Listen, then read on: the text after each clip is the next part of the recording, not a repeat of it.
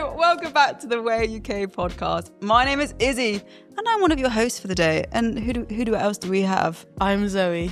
And I am Zach. Welcome, guys. And we are the Way. Oh, dear.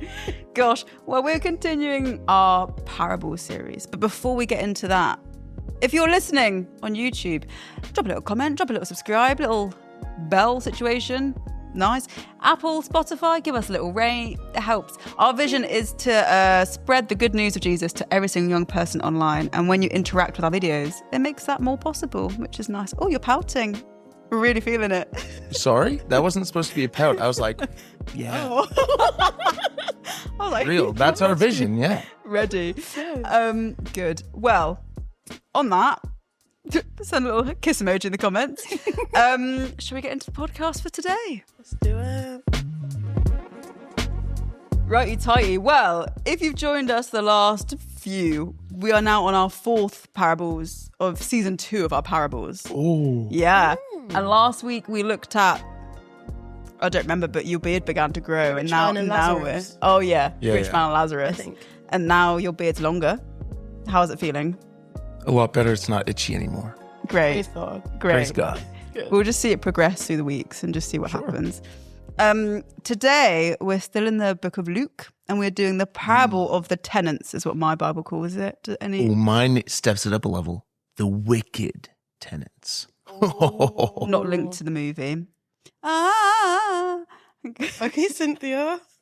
when did she get in here? Oh my God. Oh, gosh. That's really good. Okay, cool. So let's read Luke 20, verses 9 to 19. Go on, Zach. You want me to read it? Yeah, you felt ready. Okay, I'm reading out of the ESV, guys. You know I'm an ESV man. NIV, personally. SMH. Here we go. Don't know that version. That's not And that was funny. I'll give that to you. That was funny. All right. From verse 9, here we go. And he began to tell the people this parable. A man planted a vineyard and let it out to tenants who went into another country for a long while. When the time came, he sent a servant to the tenants so that they would give him some of the fruit of the vineyard. But the tenants beat him and sent him away empty-handed. And he sent another servant, but they also beat and treated him shamefully and sent him away empty-handed. Uh-oh. And he sent yet a third. This one also they wounded and cast out. Then the owner of the vineyard said, "What shall I do? I will send my beloved son. Perhaps they will respect him." But when the tenants saw him, they said to themselves, "This is the heir. Let us kill him so that the inheritance may be ours." And they threw him out of the vineyard and killed him. What then will the owner of the vineyard do to them? He will come and destroy those tenants and give the vineyard to others. When they heard this, they said, "Surely not." But he looked directly at them and said, "What then is this that is written? The stone that the builders rejected has become the cornerstone. Everyone who falls on that stone will be broken to pieces, and when it falls on anyone, it will crush him." Oh, Wait, do you want me to read one more verse? Mine ends there. Mine has one more verse. Mine too. Wait, what? 19. Do you have a 19? I have a verse 19, but it's in the next section. Okay, so I'll read verse 19. Mm-hmm. The scribes and the chief priests sought to lay hands on him at that very hour, for they perceived that he had told this parable against them, but they feared the people. Thank you for reading. That's crazy that's like That's interesting. different, divided up differently. Yeah. Right, well, I vote. Let's begin on like the first chunk of it, looking at the parable piece, and then we'll then go into the conversation Jesus is having with directly. So maybe just break it down a little bit, explain what's happening, what symbolizes what's Jesus chatting about. Should we begin with the vineyard? What's a vineyard? A vineyard is a place where you plant vines. It's a really yard of vines. Wow. But it's where they would make I wine. don't think I ever clocked there's a yard of vines. Yeah, That's crazy. it's a vineyard. Yeah, I know. I knew A it was a vineyard. vineyard. I just thought it was like for wine, isn't it? Vineyard. Yeah, but it's literally like there's vineyards today. It's literally where you grow grapes to produce wine. Yeah. Short story. Yeah. And then what does it symbolize? Oh, The kingdom of God. dang. Israel.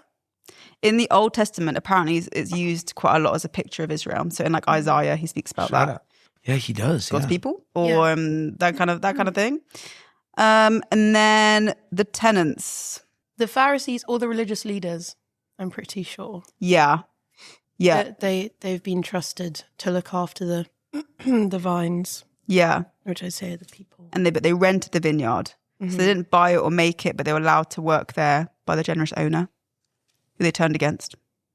Yeah, doesn't belong to them. Yeah. Wait, should we talk about like the fact that Jesus was just talking to that group of people? Oh, yeah. What was he saying? What was he chatting about? Well, this is like just after Jesus has gone through the temple and been like, what are you doing? Okay, this is Luke 19, verses 45 to 48. I'll just read it. Yeah, please.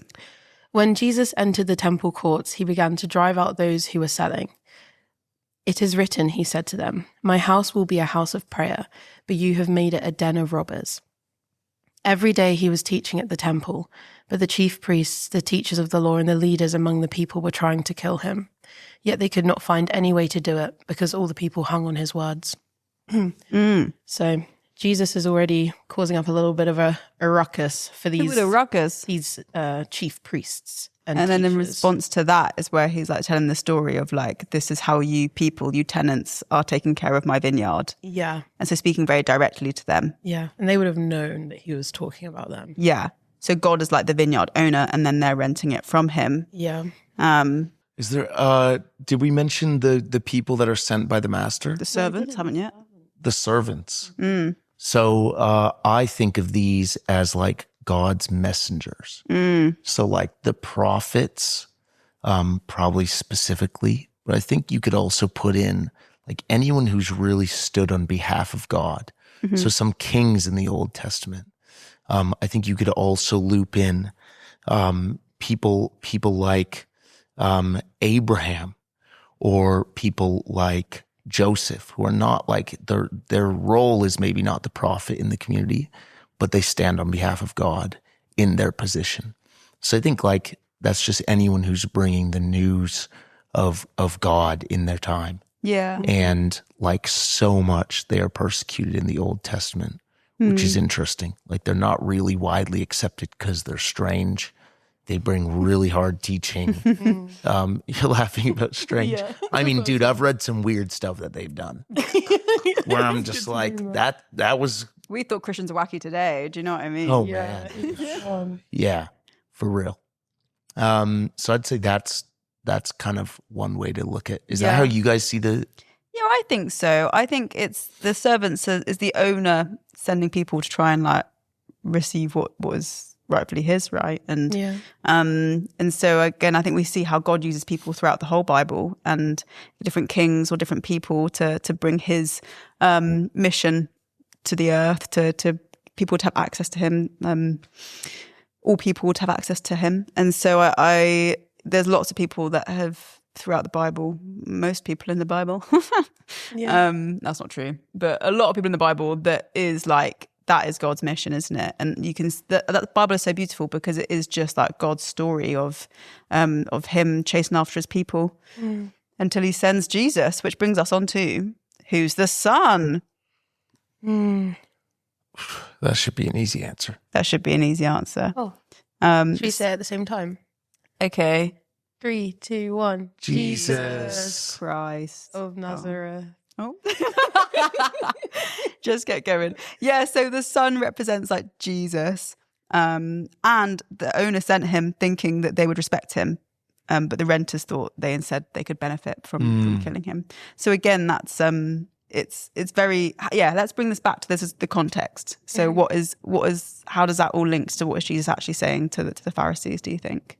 Well, I think he's really telling a story that to everyone in the room would have felt like applied to them. And it's important we understand the context of who he's speaking to. Yeah. So like, let me put it this way. Say I had a transcript of someone's speech that they delivered as a presidential address. You would read it differently if I then said, actually, it's not a presidential address. That was given for a bunch of third graders in Canada, where I'm from. You'd be like, oh, shoot. Suddenly I'm going to read this with a completely different lens. Yeah. And I'm going to maybe read into some of the imagery or the symbols used to see how it was meant to apply to the third graders' lives rather than the president's life. Yeah. So similarly, I think we need to read this like we have been with the other parables and just think, what was Jesus really trying to communicate to the people in the room, which we know were the Pharisees and probably some other people, which I think is kind of interesting. We're going to see like Jesus was really challenging. Yeah. He was really, really challenging. But also in the story, the challenge is grace, which is like a bit of a paradox. Wow. That was very beautifully put, Zach. Oh, thanks. Thanks. Thanks, Zoe. You're welcome. Sorry. I feel like I want to dive in. I want to get in. Yeah, I think do it. Tell us what you're diving in about. Take us there. Yeah, something I was thinking about when I was reading this and thinking about this this week was like the gospel message is offensive. I think it's offensive for a number of different reasons. It's offensive because as opposed to other religions, the like salvation is not almost costly on our behalf. It's grace. It's given to us. I think it's also offensive because it reverses the way that honor and shame work and like social structures work. And I think it's also offensive to some people because it actually it's exposing. Like Jesus says elsewhere in the Gospels that what's been in the darkness will come into the light. And the thing is, for those people who are willing to have the whole of themselves be brought into the light and seen, that's really good because God honors and covers and he doesn't shame. But for those of us who like have things that are like hidden in our lives that we don't really necessarily want anyone to know, such as the Pharisees who were living this double life, they didn't want to be like exposed and shown for who they truly were. And they didn't trust that God, I think, would, or Jesus would honor them in that as he did with Nicodemus. And so they don't want to step into that. So they're offended. And offended people often respond in violence. And so I think that's what Jesus is pointing out here, is that the Pharisees, and I think you could probably throw in like the Sadducees and the religious leaders of the time, the people who he's talking to, I think they're living lives that they know are not lived with integrity and consistency, and they don't want that to be exposed. And so those who come bearing the message of God, that he wants to shine light on areas of everyone's lives, they have killed straight up. And if you look at what they did to John the Baptist shortly before, I'm not sure when it would have lined up with this exact passage, but shortly at the beginning of Jesus' ministry, they killed John the Baptist, and he is a prophet and messenger. And he brings the good news of God to like preempt Jesus, and they just kill him. And so I think, anyways, that was a really long blurb just to say that like the gospel isn't all airy-fairy. It's real life. And actually standing on God's side, standing with the kingdom, means that potentially there's going to be some people that don't like that. And respond violently. Yeah. As we see every single tenant or farmer do here, is like they send, okay, so the owner sends 3 servants, right? Each time the level of response that's given by the tenants increases in a bad way. So we see the first servant, where is it, verse 10? Oh wait, no. Oh yeah, no, sorry, yeah, verse 10. But the tenants beat him and sent him away empty-handed. Okay, first time he's been beat and sent away. Second time, verse 11, he's beaten and treated shamefully and then sent away empty-handed. Okay, so they're doubling down. And I think as well what's important to note is that in like the culture at the time, honor is such like a highly revered like status symbol. I don't really know what the word is. But honor was just very important in that culture at the time. Right. Yeah. And so then to be treated shamefully as like, oh my gosh, this is really bad. None of them would have liked that. And then the third time, they wounded the third servant and cast him out. It's like, it basically is just getting worse every time. So from what I'm like reading, I'm like, this is so interesting that the owner continues to send the servants out even after he's seen them like beaten and harmed. Not because the owner is cruel and he wants the servants to be beaten and hurt, but because the owner is gracious and he wants the tenants to respond in a different way. He wants the tenants to respond with love and well, in the way that their job is literally to do the job. Like in my version, NIV, it says to some farmers, like it's their job to tend to the vines. It's their job to bring the harvest. The owner isn't asking for anything that's like outlandish or foolish. He's like, oh, actually, no, like, please, can you return to me what belongs to me? So I think it's really interesting that, I don't know, I just feel like it is such a picture of God's grace and Jesus's grace in this story towards the religious leaders. Is that it's like he's kind of, he's showing them who they are in the story and what they've done and how ridiculous their response is actually. Because he's like, this is literally what they did. The owner wasn't even asking for anything crazy or disrespectful.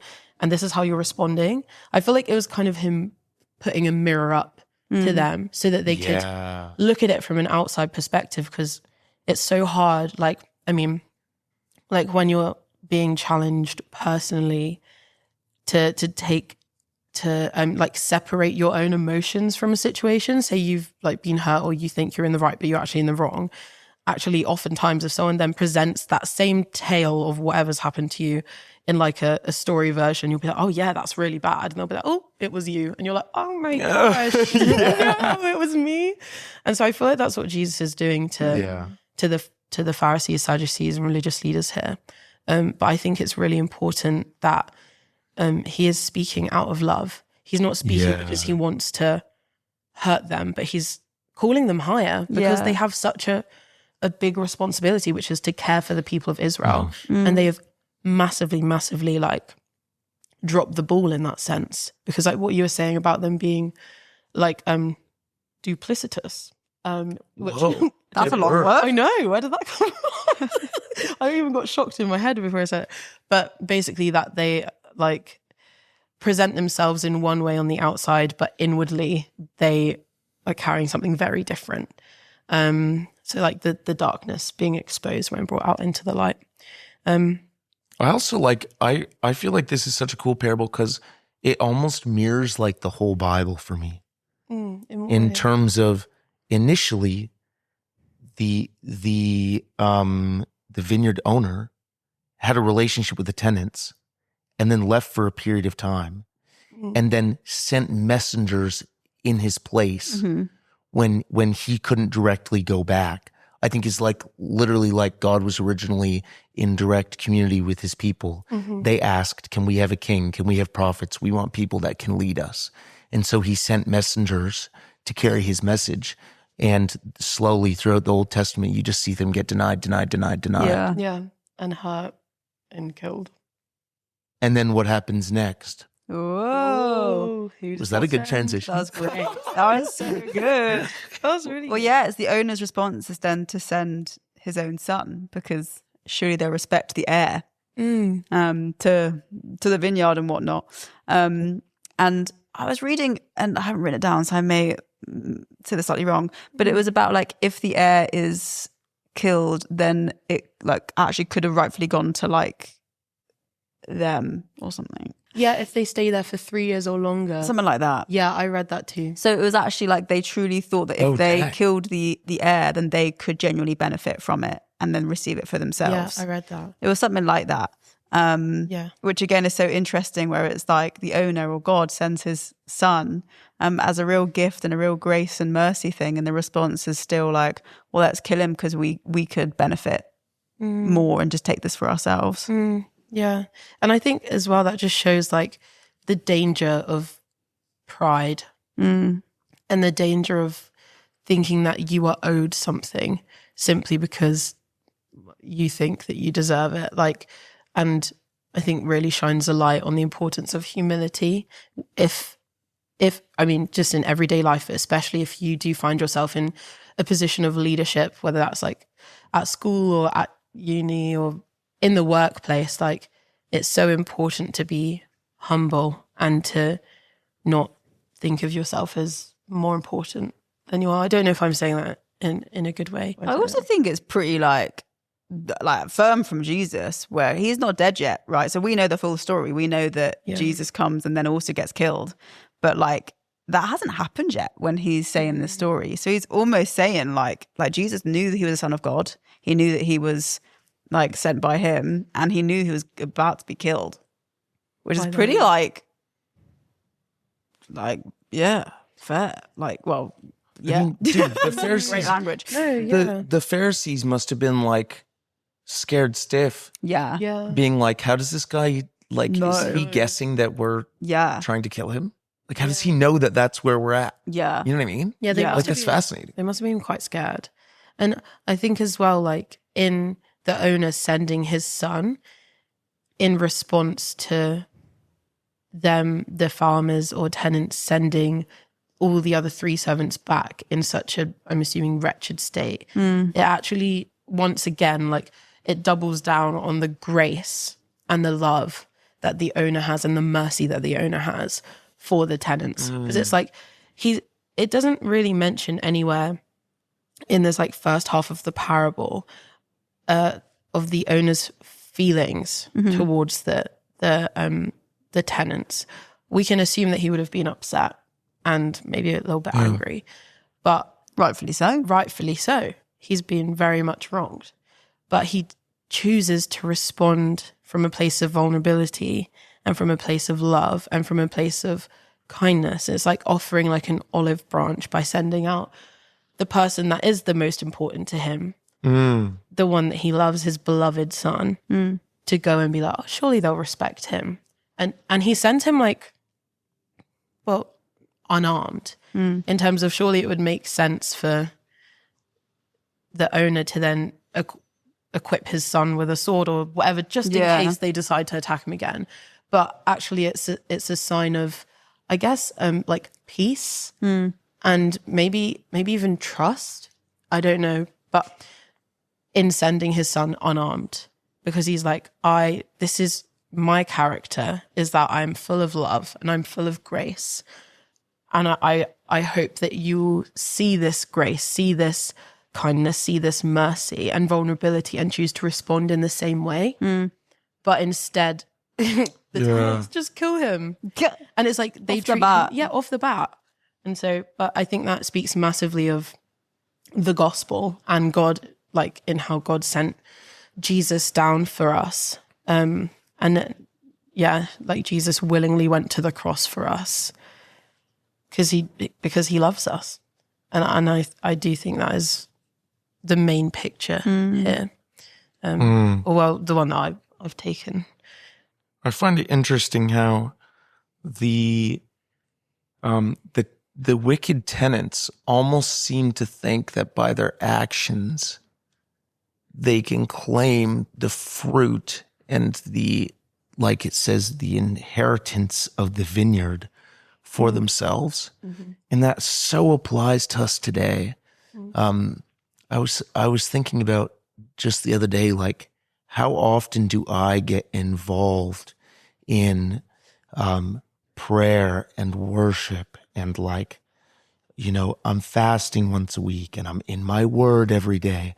And suddenly I think that because of my actions, I deserve to claim some of the inheritance of God and of Jesus. And I have to continually remind myself, wait, that's not at all how it works. Actually, I, by the grace of God, have been given an opportunity, not by my actions, but by Jesus' actions, to take part in this inheritance. And like in terms of the parable, to get paid and be involved in what's happening in the vineyard of the awesome master. Like, what a great gift. And it reminds me of, I recently reread this passage. I forget exactly where it is, but it's somewhere earlier in Luke, where he says, he tells a shorter parable and he says, oh gosh, what is this? Wait, maybe I should just find this quick. Find it. It was literally the page before. He searched hard. That's really helpful. I should have just flipped. I was like, I feel like it's like in chapter 18. It was in chapter 17. Okay. He says this. He tells a short parable about unworthy servants. He says, so you also, when you have done all that you were commanded, say, we are unworthy servants. We have only done what was our duty. And that's like the opposite response of these wicked tenants. They're like, we're going to claim it for ourselves. We're going to take things into our own hands and do everything we can, rather than offering up our service and coming back to the master and saying, we have only done what we were asked. And would you graciously accept us into your household if it's your will? I think it's beautiful. That's so true. So we've chatted a bit about what the main chunk of the parable means. We haven't come to the last bit of the parable, nor the like application of it. So I'd love to dive into that and then see how this also can apply to us today. So he was saying how the son gets killed and they throw him out the vineyard. What then will the owner of the vineyard do to them? He will come and kill those tenants and give the vineyard to others. When the people heard this, they said, God forbid, blasphemed. Jesus looked directly at them and asked them, what is this meaning of, then what is the meaning of that which is written? The stone the builders rejected has become the cornerstone. Everyone who falls on that stone will be broken to pieces. Anyone on whom it falls will be crushed. The teachers of the law and the chief priests looked for a way to arrest him immediately because they knew he had spoken this parable against them, but they were afraid of the people. Yeesh. Verse 16, he will come and kill those tenants and give the vineyards to others. That's a harsh reality. That's pretty tough, isn't it, to read? Yeah. Yeah, I mean, how does that align with this grace and mercy and God that you've been speaking about? That's a good question. Yeah, that is a really good question. I think this is, it's interesting talking about God's judgment.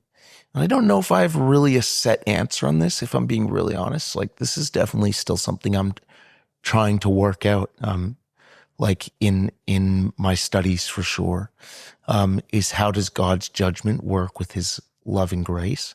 But I think something is for certain.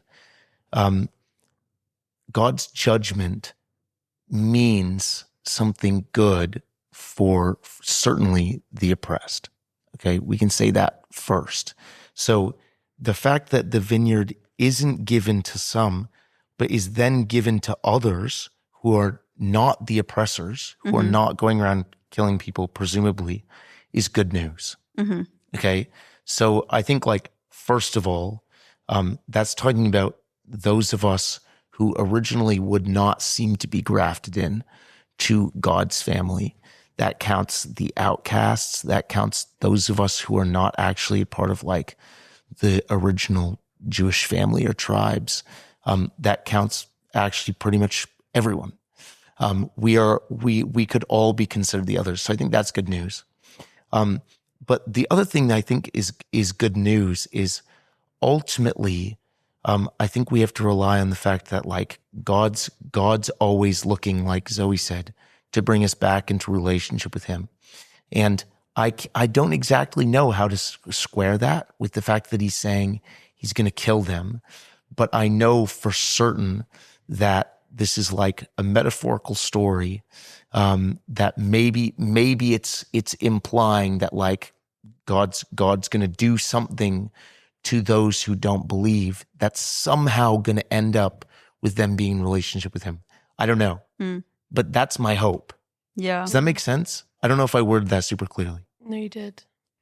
I think it's also really interesting that they responded a bit shocked as well. It's almost like they thought they would just have like endless chances they could keep killing people, or endless chances of servants coming or Jesus, the son, coming. And it's like, oh, what do you mean that the owner then comes in and kills them? They're like, what? And it's like, but actually that they had so many chances. And I find it's God being a just God is a really interesting one to get your head around, because like, thank goodness he's a just God, because there's so much injustice. But then also we don't necessarily always fully understand what that truly means. And like Jesus had to die in order for like there actually be justice for our sin and stuff like that. So it is a heavy price. It's a heavy thing. And I think you read a lot of the Old Testament and you see that there is the justice of God is there's a lot of death. There's a lot of like quite hard stuff. He's the same God then than he is now. Like he's still the grace-filled God, the merciful God, but also the God of justice. And I think it can be really easy to separate like the Old Testament, the New Testament, just God. But I think this is Jesus being like, no, there is justice, but you've been given many opportunity to like believe in me, to follow my ways. And then when you've chosen time and time and time again, it does reach a point when it's like, well, then this is what you've chosen. This is the consequence of your action. And I think it's interesting that they, responded in such a way of being like, no way, God forbid. That's what mine says. I would never say that, but anyway, fine. And then Jesus' response then goes to a psalm, which, to be honest, feels a bit more cryptic than him just saying it. Yeah, Great first time. Loves it. The stone the builders rejected has become the cornerstone. Everyone who falls on that stone will be broken into pieces. Anyone whom it falls will be crushed. And my understanding of that, I'm sure you could deep dive in it, but I was just trying to look at like, what does that actually mean? And the cornerstone it says the stone the builders rejected has become the cornerstone. So what does that mean? Go on, Zach. Me?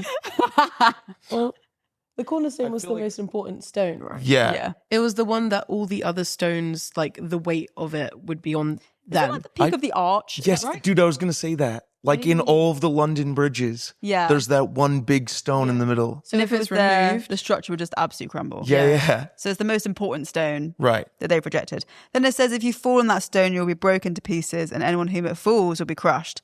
And my understanding of that is like,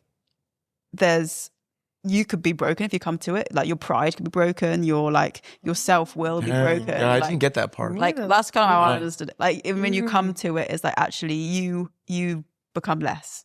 Or if it falls on you, then it's judgment and bye. But it's your choice. Either you come to it, or the judgment will come on you. Was my interpretation of that.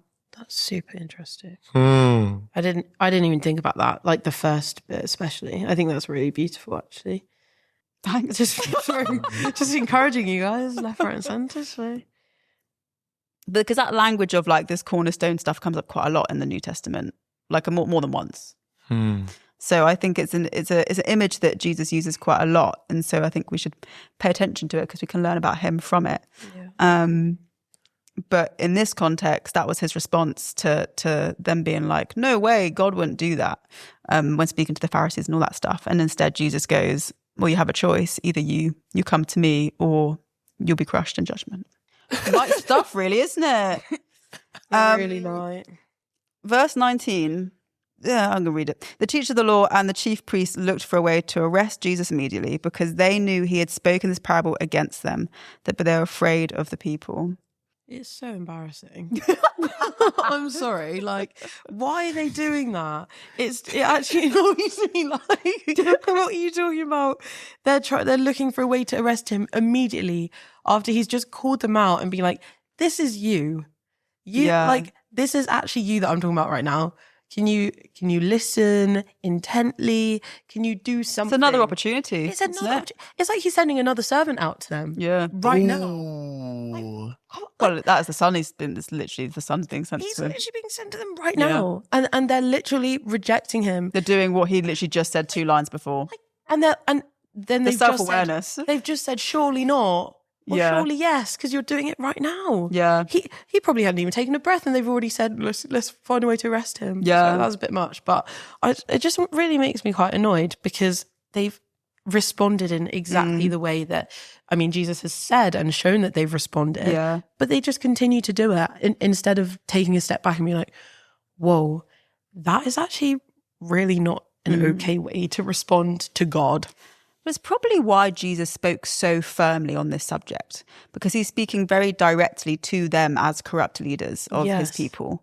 And so this is why he's spoken so directly to them, because that is how he knows their heart is going to respond, right? Yeah. And so it shows the need for this message even more so, because that was their response to it. And then he's basically saying, you're not the right leaders for this. No. Bye-bye. Exactly. And like, Jesus has spoken beforehand, right, in the Gospels about saying how the responsibility of teachers is like a lot more. Yeah. Is that right? I think that's Yeah. Yeah, held higher, yeah. They're held to a higher standard. And so that's why he is being so like, I guess, intense like with it. But he needs to be direct so that they can understand him. And also in what you're saying about them not being fit leaders, because they've proven themselves to not be fit leaders for the people of Israel, for God's people at that time, is like in the middle of verse 16, when it says, and give the vineyard to others. Zach, you hit this before, saying how the others counts as like us and also the oppressed, like Gentiles. But also I wonder, and I've read that the others could also apply to Jesus and his disciples, in terms of the religious leaders had their chance to steward the people of Israel in the way that God wanted. But they passed that up when they decided to respond out of pride and sin and arrogance and just all of that bad stuff that's not really ideal if you're in a position of leadership, if you let that drive your leadership, right? And so he's like, this is being taken from you and given to those who are going to steward this in the way that it is supposed to be stewarded, which is in the hands of the disciples that go on to be the apostles, which go on to build the early church. And then, well, here we are today. Yeah. But so I think it is really interesting how not only is Jesus being direct in saying, not only of you is this going to go from being just for the Jewish people to everyone in the world, but because you weren't good leaders, this is going to go from your leadership to actually the leaders that will follow in the way that you're supposed to submit to God. Yeah. Not out of positions of pride. I have a quick question. Yay. So this parable is written, this story is said very directly to the Pharisees. Yeah, it's in the Bible for us to learn from. So how do we apply this to ourselves and in our lives and our mindsets and all that good stuff? Like, what can we actually practically learn and take from this? I think there's something here that's speaking to me about, is your heart soft? And is your life moldable? You got your own point. I was just trying to add a little Sorry, I wasn't expecting that to come out of my own mouth. That kind of hit. Come on. Yeah, Okay, say it again when we react better. I don't even remember what I said now. Something about being moldable. Life moldable. Is my life moldable? Thanks, guys. I agree. Oh, man. No, what I was going to say is like, I think there's a continual call in this that Jesus puts out to the Pharisees, but I think more widely in the broader teaching is also put out to us of, are you responding to the challenges and the gracious offerings of the Lord in your life? And are you living a life that's moldable and interruptible enough to actually adapt and be obedient to what he's calling you to do? That's kind of what I feel like. That's beautiful. And because for me, I was thinking of, was that like phrase of like basically not holding on to things with a really tight grip, but holding things with an open hand before God, so that if he wants to remove it or put something else in it, he can. Whereas if your hand is tightly held shut, then he actually can't remove or put anything in it. And I think that's kind of what we see with the religious leaders here, or the tenants here, is that they're holding on so tightly with a firm, closed grip of the vineyard and everything. And that whatever that might be for us today, whether that's possessions or like talents that we might have, or relationships that we might have, like I think it applies to all of those different things. If we're holding on really, really tightly and not allowing God to speak into them, it's kind of like, it feels like you're putting a brick in front of like what God can do.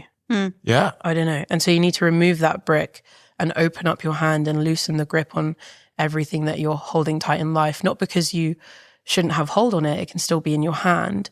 But actually when you bring it before God, he has the power and the ability and the gift and the power and the ability to do with that what he sees fit, which is the best way, because his ways are higher than our ways and his thoughts are, his ways are better than our ways and his thoughts are higher than our thoughts.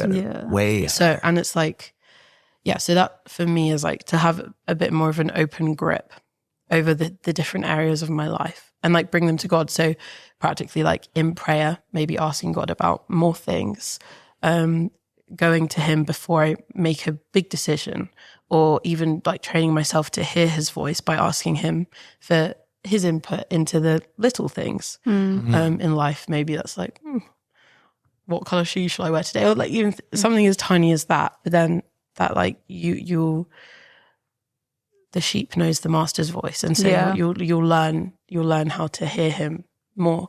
So just, I think speaking to God more and allowing him to speak into your life and not being like, no, God, this is mine. This is my thing. I don't want you to speak into it because this is what I want right now. So it's like I don't know. I'm sorry. I'm just rambling now. But I enjoyed it. Just submitting to God, basically, your plans.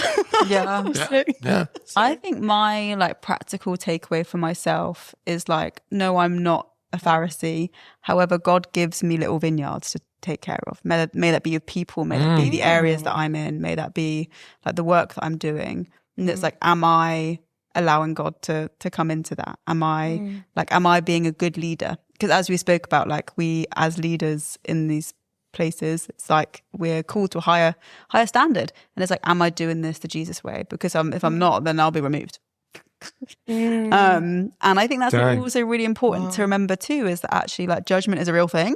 And we're going to be judged and we're all going to fall short. However, it's like, well, we can choose to live in the way that Jesus has taught us. And there's a lot of stuff in this Bible to speak about that, how to lead, how to love, how to receive Jesus, how to be like Jesus. And so hopefully we never need to be in the position of those Pharisees, that where we're rejecting Jesus, because instead we're in relationship with him and love him. When we come to him, good things happen. That's so succinct and amazing. I had time to think about it. I went last. So if I went first, that wouldn't have been quite as succinct. But that's my takeaway. Anything else to add before we close up? No, ma'am. No. Thank you for calling me ma'am. That's respect I deserve. Of course. Yeah. Well, on that, thank you so much for joining us this week on The Way UK. Don't know why I stuttered. Absolutely got stuck there. That's the end of our parable series, boo. But we've got more fantastic content coming. If you've got any like requests of what you want us to chat about, any like books, any topics that don't seem a bit too hard for us to talk about, let us know. Put in the comments. I don't know. Give us We the don't know hard what ones. we're Yeah, talking give us the about. hard ones. Oh, we don't really know what we're talking about. What's your past us about the hard stuff? Just come to us for the good chats. Anyway. Wait a minute. Leave a comment, leave the kiss emoji. And What? Well, it's because you're pouting. It's called callback. start. It's cool when you like reference something from the big. Okay, great. And we'll see you next time. Bye. Bye.